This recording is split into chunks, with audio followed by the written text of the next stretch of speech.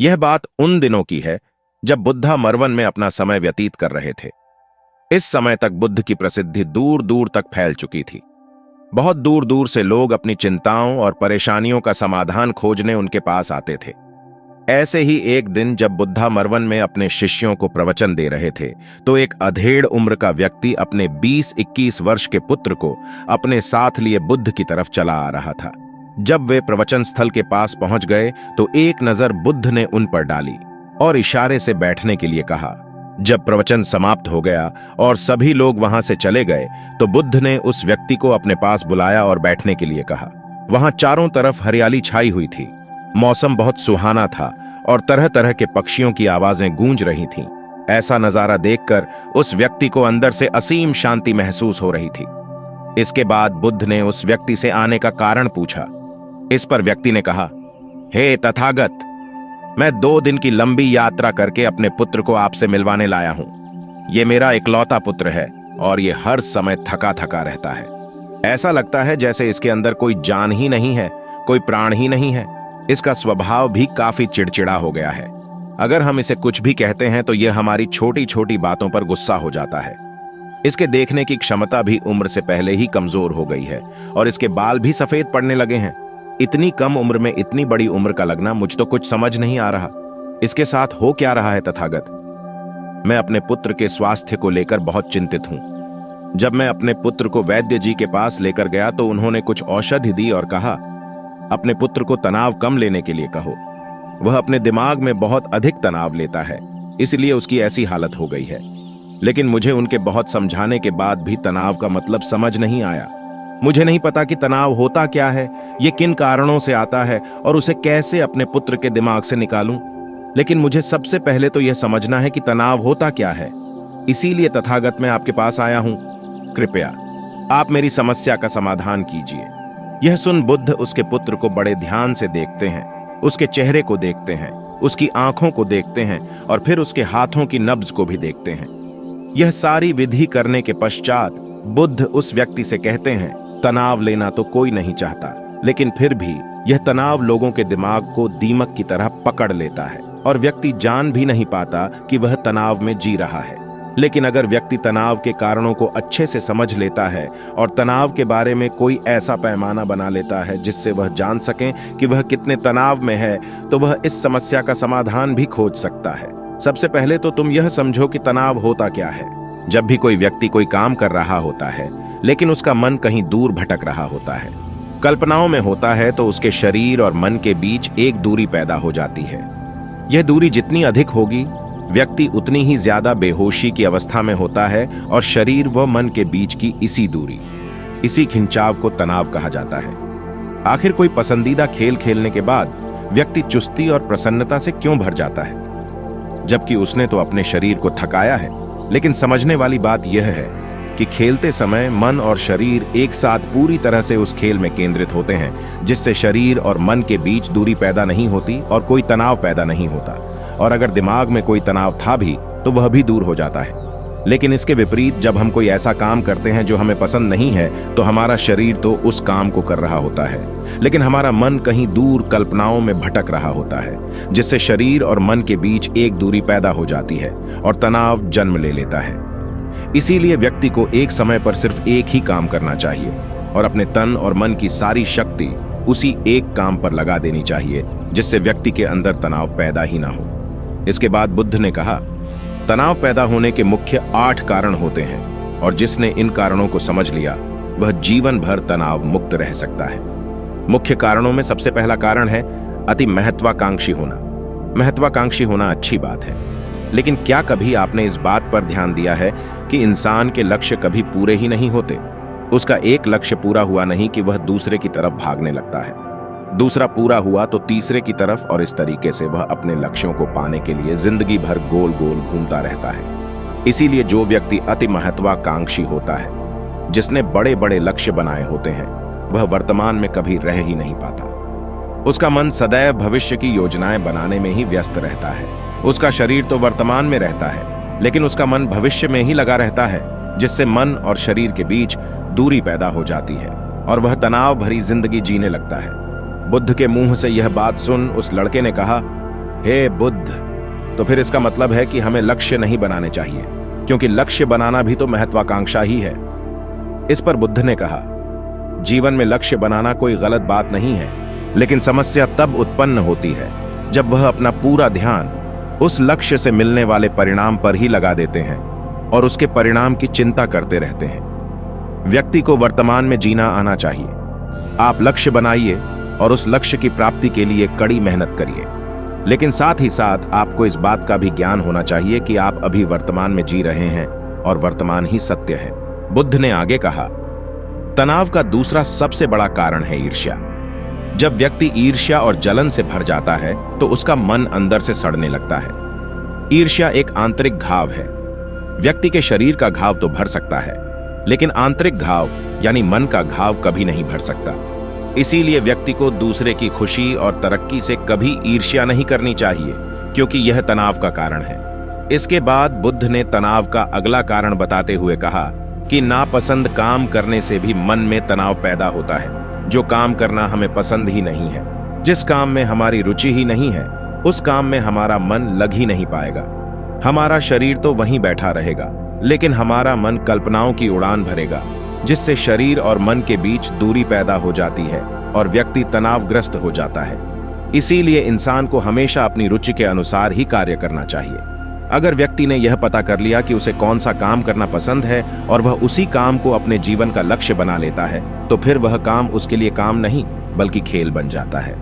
फिर बुद्ध ने कहा, तनाव का चौथा कारण होता है किसी दूसरे से अपेक्षाएं रखना।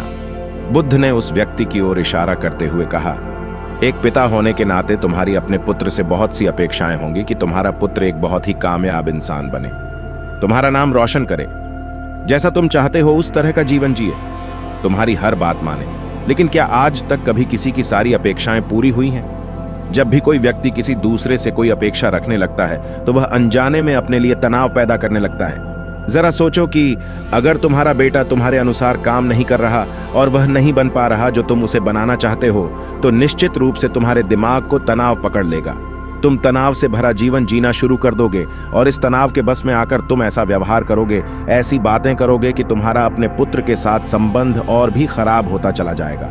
इसीलिए व्यक्ति को जितना हो सके उतनी कम अपेक्षाएं दूसरों से रखनी चाहिए, और अगर पूरी तरह से तनाव मुक्त रहना है तो दूसरों से अपेक्षा रखना ही बंद कर दो। इसके बाद बुद्ध ने कहा कि शारीरिक कष्ट भी इंसान के तनाव का एक कारण होता है।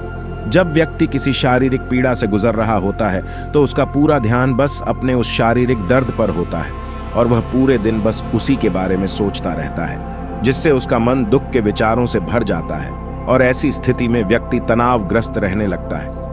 यह सुन उस व्यक्ति ने कहा कि हे बुद्ध, शारीरिक दुख तो किसी भी व्यक्ति को हो सकता है, तो फिर क्या व्यक्ति जीवन भर तनाव में ही जिएगा? इसका जवाब देते हुए बुद्ध ने कहा कि इंसान को यह बात समझनी चाहिए कि हमारा जीवन दुखों का आधार है। जैसे जैसे हमारा जीवन आगे बढ़ता है, इसमें दुख आते हैं, बीमारियां आती हैं और फिर अंत में मृत्यु भी आती है। तो बीमारियां इंसान के जीवन का अभिन्न अंग है, कोई इनसे बच नहीं सकता। बस किसी के जीवन में यह समय से पहले आ जाती है तो किसी के बाद में आती सबको है।